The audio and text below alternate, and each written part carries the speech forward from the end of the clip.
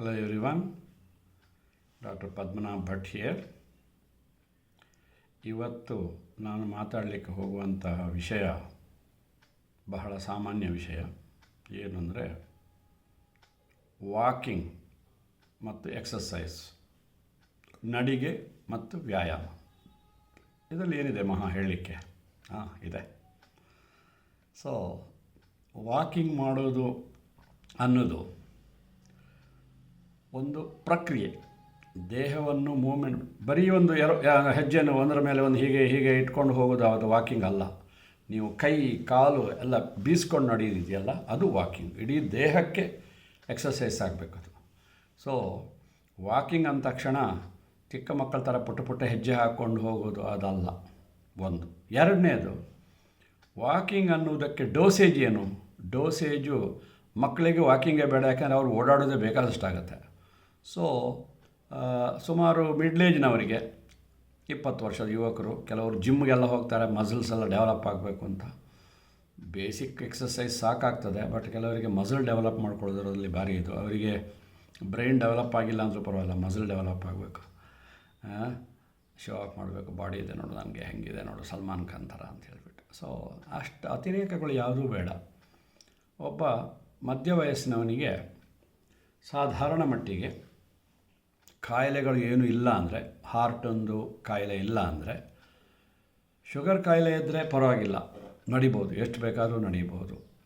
ಸಾಧಾರಣ 1 ಗಂಟೆ 45 ನಿಮಿಷದಿಂದ 1 ಗಂಟೆ ತನಕ ವಾಕಿಂಗ್ ಮಾಡ್ಬೋದು. ಸಾಧಾರಣ ಮಟ್ಟಿಗೆ ನನ್ನ ಪೇಷಂಟ್ಗಳು ಹೇಳೋದು, ಸರ್ ನಮಗೆ ಅಷ್ಟೊಂದು ಬೆಳಗ್ಗೆ ಟೈಮ್ ಇಲ್ಲ ಸರ್. ಸರಿ, ಡಿವೈಡ್ ಮಾಡ್ಕೊಳ್ಳಿ. 30 ನಿಮಿಷ ಬೆಳಗ್ಗೆ ವಾಕ್ ಮಾಡಿ, 30 ನಿಮಿಷ ಸಾಯಂಕಾಲ ಮಾಡಿ.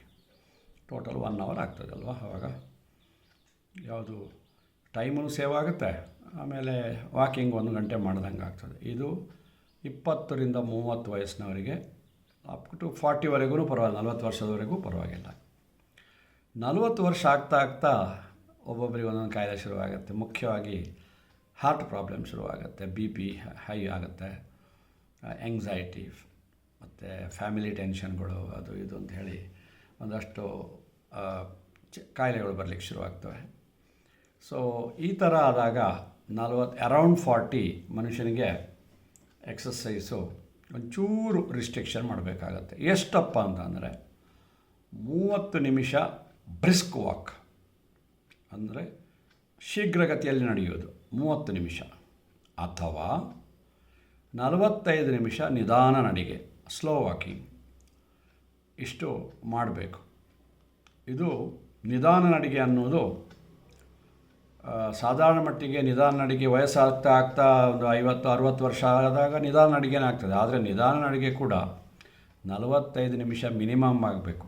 ಯಾಕಂದರೆ ಜಾಯಿಂಟ್ಗಳು ಮೂವ್ ಆಗಬೇಕು. ಜಾಯಿಂಟ್ಗಳು ಹಿಂಗೆ ಹಿಡ್ಕೊಂಡು ನನಗೆ ವಯಸ್ಸಾಯಿತು ಅಂದ್ಬಿಟ್ಟು ಸ್ಟಿಫಾಗಿ ಕೂತ್ಕೊಳ್ಳೋದಲ್ಲ, ನಡಿಬೇಕು. ಎಷ್ಟಾಗುತ್ತೋ ಅಷ್ಟು ನಡಿಬೇಕು. 45 ನಿಮಿಷ ಮಿನಿಮಮ್. 60 ಆಗಲಿ 70 ಆಗಲಿ, 70 ಆದವರಿಗೆ, ಸಾರು ವಯಸ್ಸಾಯಿತು ಸಾರು ಅಂದವರಿಗೆ ನಾನು ಹೇಳ್ತೀನಿ, ಕೈಯಲ್ಲಿ ವಾಕಿಂಗ್ ಸ್ಟಿಕ್ ಇಟ್ಕೊಳ್ಳಿ. ವಾಕಿಂಗ್ ಸ್ಟಿಕ್ ಇಟ್ಕೊಂಡು ವಾಕ್ ಮಾಡಿ. 2 ಪರ್ಪಸ್ ಸರ್ವ್ ಆಗುತ್ತೆ. ಒಂದು, ದಾರಿಯಲ್ಲಿ ಹೋಗ್ತಾ ನಾಯಿಗಳನ್ನು ಓಡಿಸ್ಬೋದು, ಒಂದು ನಿಮಗೆ ಸಪೋರ್ಟಿಗೆ ಆಗ್ತದೆ. ಆಮೇಲೆ ಇನ್ನೊಂದು, ವ್ಯಾರ್ ಟು ವಾಕ್, ಎಲ್ಲಿ ವಾಕ್ ಮಾಡ್ಬೋದು. ಯುವಕರು ಹೊರಗಡೆ ಓಡ್ತಾರೆ, ಇದಕ್ಕೆ ಹೋಗ್ಬಿಟ್ಟು ಪಾರ್ಕಿಗೆ ಹೋಗ್ಬಿಟ್ಟು ಓಡ್ತಾರೆ, ಏನಾದರೂ ಮಾಡ್ಕೊಳ್ಳಿ ಅವರು. ಆದರೆ ಸ್ವಲ್ಪ ವಯಸ್ಸಾದ ಮೇಲೆ, 50 ವರ್ಷ ದಾಟಿದ ಮೇಲೆ, ಮನೆಯೊಳಗಡೆ ಒಂದು ಹಾಲ್ ಅಂತ ಇರುತ್ತೆ. ಹಾಲ್ ಚಿಕ್ಕದು ಇರ್ಬೋದು. ನೀವು ಒಂದು ಕಾರ್ನರಿಂದ ಇನ್ನೊಂದು ಕಾರ್ನರಿಗೆ ವಾಕ್ ಮಾಡ್ಬೋದು. ಅದು ನಿಮ್ಮ ಹತ್ರ ಸ್ಟೆಪ್ಸ್ ಕೌಂಟ್ ಮಾಡುವಂಥ ವಾಚ್ ಇದ್ದರೆ ಒಳ್ಳೆಯದು. ಅದು ಇಲ್ಲ ಅಂದ್ರೂ ಟೈಮ್ ನೋಟ್ ಮಾಡ್ಕೊಳ್ಳಿ. ಉದಾಹರಣೆಗೆ ಬೆಳಗ್ಗೆ ಎದ್ದು ಹಲ್ಲುಜ್ಜಿ ಕಾಫಿ ಕುಡಿದು ಆಮೇಲೆ ವಾಕಿಂಗ್ ಮಾಡ್ತೀನಿ ಅಂತ ಒಂದು ತಲೆಯಲ್ಲಿ ಇರಬೇಕು. ಸರಿ, 7 ಗಂಟೆಗೆ ವಾಕಿಂಗ್ ಶುರು ಮಾಡ್ತೀರಾ ಅಂದ್ಕೊಳ್ಳಿ. ಅದು ಟೈಮ್ ನೋಟ್ ಮಾಡ್ಕೊಳ್ಬೇಕು. ಸೊ 7 ರಿಂದ 7:15 ಫಾಸ್ಟ್ ವಾಕಿಂಗ್ ಆದರೆ 30 ನಿಮಿಷ ಟೈಮ್ ಲೆಕ್ಕ ಹಾಕ್ಕೊಂಡು ನಡೆಯಿರಿ. ಅಥವಾ ಸ್ಲೋ ವಾಕಿಂಗ್ ಆದರೆ 7:45 45 ಮಿನಿಟ್ಸ್ ಆಫ್ ವಾಕಿಂಗ್. ಈ ಥರ ಒಂದು ಟೈಮ್ ನೋಡಿಕೊಂಡು ವಾಕ್ ಮಾಡಬೇಕು. ಯಾವಾಗಲೂ ಟೈಮ್ ಅನ್ನೋದು ಬಹಳ ಮುಖ್ಯ. ಒಂದು ಸರ್ತಿ ಈಗ ಆಗಿರೋ ಟೈಮು, ಈಗ 10:15 2ನೇ ತಾರೀಕು ಆಗಸ್ಟ್ 2026. ಈ ಕ್ಷಣ ಇನ್ನೊಂದು ಸರ್ತಿ ಬರುವುದಿಲ್ಲ ನಮ್ಮ ಜೀವನದಲ್ಲಿ. ಸೊ ಟೈಮಿನ ವ್ಯಾಲ್ಯೂ ತುಂಬ ಇಂಪಾರ್ಟೆಂಟು, ಗೊತ್ತಿರಬೇಕು ಎಲ್ರಿಗೂ. ನದಿಯ ಹಾಗೆ, ನದಿಯಲ್ಲಿ ಒಂದು ಸರ್ತಿ ಹರಿದು ಹೋಗಿದ ನೀರು ಮತ್ತೆ ವಾಪಸ್ ಅಲ್ಲಿಗೆ ಬರೋದಿಲ್ಲ, ಅದು ಆ ಸಮುದ್ರ ಹೋಗಿ ಸೇರಿ ಆಯಿತು ಅದು.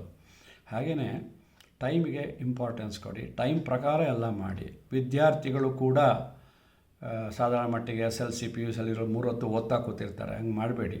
3 ಹೊತ್ತು ಓದ್ತಾ ಕೂತ್ಕೊಂಡ್ರೆ 2 ಡ್ಯಾಮೇಜ್ ಆಗ್ತದೆ. ಒಂದು ಕಣ್ಣು ಡ್ಯಾಮೇಜ್ ಆಗ್ತದೆ, ಇನ್ನೊಂದು ಬೆನ್ನು ಗೂಣ ಆಗ್ತದೆ. ಸೊ ಹಾಗಾಗಿ ನೀವು ಪರೀಕ್ಷೆಯ ಸಮಯದಲ್ಲಿ ಓದಬೇಕಾದ್ರೆ ನೀವು ಕೈಯಲ್ಲಿ ಒಂದು ಬುಕ್ ಇಟ್ಕೊಂಡು ಆ ಕಡೆ ಈ ಕಡೆ ವಾಕ್ ಮಾಡ್ಕೊಂಡು ಹೋಗ್ಬೋದು. ಫಾರ್ಮುಲಾಗಳು ಅದು ಬೈ ಹಾರ್ಟ್ ಮಾಡಿಕೊಂಡು ಎಲ್ಲ ಮಾಡ್ಬೋದು ಅಲ್ವಾ. ಸೊ ಒಂದೇ ಕಡೆ ಕೂತ್ಕೊಂಡ್ರೆ ತಿಂದಿದ್ದು ಜೀರ್ಣ ಆಗಲ್ಲ. ಇನ್ನೊಂದು ಕೈ ಕಾಲುಗಳಿಗೆ, ಕಾಲಿನ ಮಸಲ್ಸ್ಗೆ, ಕೈ ಮಸಲ್ಸ್ಗಳಿಗೆ ಎಕ್ಸಸೈಸೇ ಸಿಗಲ್ಲ, ರಕ್ತ ಸಂಚಾರ ಕಮ್ಮಿ ಆಗ್ತದೆ. ಸೊ ಹಾಗೆಯೇ ಬ್ರೈನಿಗೂ ರಕ್ತ ಸಂಚಾರ ಆಗಬೇಕು ಅಂತಂದರೆ ಸ್ವಲ್ಪ ಬೆಳಗ್ಗೆದ್ದು ಯೋಗ ಮಾಡಿದರೂ ಒಳ್ಳೆಯದು. ಯೋಗದಿಂದ ರೋಗವಾಸಿ ಆಗಲ್ಲ, ಆದರೆ ಯೋಗ ರೋಗವನ್ನು ಬರದ ಹಾಗೆ ತಡೀತದೆ. ಅದರಲ್ಲಿ ಮುಖ್ಯವಾಗಿ ಪ್ರಾಣಾಯಾಮ, ಶೀರ್ಷಾಸನ ಇತ್ಯಾದಿ ಮಾಡಿದರೆ ಒಂದು ಸರ್ತಿ ಎಲ್ಲ ದೇಹ ಲವಲವಿಕೆ ಹೊಂದುತ್ತದೆ ಅಂತ ನಾನು ಹೇಳಬಯಸ್ತೀನಿ. ಆಮೇಲೆ ಶುಗರ್ ಕಾಯಿಲೆ ಇರುವವರು ಬಹಳ ಮುಖ್ಯ. ನಾನು ಡಯಾಬಿಟೀಸಲ್ಲಿ ಮ್ಯಾಕ್ಸಿಮಮ್ ವ್ಯೂವರ್ಶಿಪ್ ಒಂದು ಡಯಾಬಿಟೀಸ್ಗೆ ಅದರಲ್ಲಿ ನಾನು ಹೇಳ್ತೀನಿ. ಅದು ಡಯಾಬಿಟೀಸ್ ಕಾಯಿಲೆಯಲ್ಲಿ 3 ಇಂಪಾರ್ಟೆಂಟು ವಿಷಯಗಳು: 30% diet, 30% walking, 30% only is the medicines role ಅಂತ ಹೇಳಿಬಿಟ್ಟು. ಸೊ ಡಯಟ್ ಮತ್ತು ವಾಕಿಂಗ್ ಭಾಳ ಇಂಪಾರ್ಟೆಂಟ್. ವಾಕಿಂಗ್ 30% ವಾಕ್ ಮಾಡಬೇಕು. ನನಗೆ ವಯಸ್ಸಾಯಿತು, ನನಗೆ ಶುಗರ್ ಕಾಯಿಲೆ ಇದೆ, ಏನಾಗಲ್ಲ, ಶೂ ಹಾಕ್ಕೊಂಡು ನಡೀರಿ. ನನಗೆ ನಡ್ಕೊಂಡು ಹೋದರೆ ಗಾಯ ಆಗುತ್ತೆ, ಗಾಯ ಆದರೆ ಶುಗರ್ ಇರೋದರಿಂದ ಅದು ಸೆಪ್ಟಿಕ್ ಆಗ್ತದೆ, ಅದು ಇದು. ವಾಕಿಂಗ್ ಮಾಡದೇ ಇರಲಿಕ್ಕೆ ಎಷ್ಟು ಬೇಕಾದರೂ ನೆವ ಹೇಳ್ಬೋದು. ಬಟ್ ವಾಕಿಂಗ್ ಮಾಡ್ತೀನಿ, ನಾನು ನಡೀತೀನಿ ಅಂತ ಒಂದು ಹಠ ಹಿಡಿದ್ರೆ ಅದು ನಿಮ್ಮ ದೇಹಕ್ಕೂ ಒಳ್ಳೆಯದು, ನಿಮ್ಮ ಆರೋಗ್ಯಕ್ಕೂ ಒಳ್ಳೆಯದು, ನಿಮ್ಮ ಮಾನಸಿಕ ಸ್ವಾಸ್ಥ್ಯಕ್ಕೂ ಒಳ್ಳೆಯದು. ಒಂದು ಸ್ವಲ್ಪ ಆ ಕಡೆ ಈ ಕಡೆ ಹೊರಗಡೆ ನಿಮ್ಮ ಈ ಹಳ್ಳಿ ಕಡೆ ಅಂಗಳ ಅಂತ ಇರುತ್ತೆ, ಆ ಅಂಗಳದಲ್ಲಿ ನಡಿಬೋದು, ಸಿಟಿ ಕಡೆ ಹಾಲ್ನಲ್ಲಿ ನಡಿಬೋದು. ಸೊ ಹೀಗೆ ವಾಕಿಂಗು ಬಹಳ ಇಂಪಾರ್ಟೆಂಟು. ರಕ್ತ ಸಂಚಾರ ಆಗ್ತದೆ, ಅಷ್ಟು ಇನ್ನೇನಿಲ್ಲ. ಆಮೇಲೆ ಈ IT ಕಂಪ್ನಿಯಲ್ಲಿ ವರ್ಕ್ ಫ್ರಮ್ ಹೋಮ್ನವರೆಗೂ ಹೇಳ್ತಾ ಇರ್ತೀನಿ ನಾನು. 30 ನಿಮಿಷ ನೀವು ವರ್ಕ್ ಮಾಡಿ, ಒಂದು 10 ನಿಮಿಷ ಆ ಕಡೆ ಈ ಕಡೆ ಹೋಗ್ಬಿಟ್ಟು ಮತ್ತೆ ಬಂದು ಕೂತ್ಕೊಳ್ಳಿ. ಅದು ಕೂಡ ಕೂತ್ಕೊಳ್ಳುವಾಗ ಸ್ಟ್ರೈಟಾಗಿ ಕೂತ್ಕೊಳ್ಳಿ. ಬೆನ್ನು ಗೂನ್ ಮಾಡ್ಕೊಂಡು ಹೀಗೆ ಕಂಪ್ಯೂಟರ್ ಹಿಂಗೆ ಇಟ್ಕೊಂಡು ಮಾಡೋದು ಅಲ್ಲ, ಸ್ವಲ್ಪ ಸ್ಟ್ರೈಟಾಗಿ. ನಿಮ್ಮ ಕಣ್ಣಿಗೂ ಕಂಪ್ಯೂಟರ್ಗೂ ಒಂದೇ ಇದಿರಬೇಕು, ಬಗ್ಲೂಬಾರ್ದು, ಕತ್ತನೂ ಬರ್ತದೆ. ಅಥವಾ ಸೊಟ್ಟಾಗಿ ಹಿಂಗೆ ಕೂತ್ಕೊಂಡು ಲ್ಯಾಪ್ಟಾಪನ್ನು ಇಟ್ಕೊಂಡು ಹಿಂಗೆ ಮಾಡೋದು, ಅದು ಮಾಡಬಾರ್ದು. ಸೊ ಓವರಾಲ್ ಏನಪ್ಪ ಅಂದರೆ ವಾಕಿಂಗ್ ಪಾಶ್ಚರ್ ಅದು 2 ಬಹಳ ಇಂಪಾರ್ಟೆಂಟ್ ಮನುಷ್ಯನಿಗೆ. ಆಮೇಲೆ ಎಕ್ಸಸೈಸ್ಗಳು. ಇಷ್ಟೆಲ್ಲ ಮಾಡಿದ್ರೆ ಎಕ್ಸಸೈಸ್ ಮಾಡಬೇಕಾ ಸರ್ ಅಂತ ಕೇಳ್ತಾರೆ. ಹೌದು, ಎಕ್ಸಸೈಸು, ಸಿಂಪಲ್ ಎಕ್ಸಸೈಸು.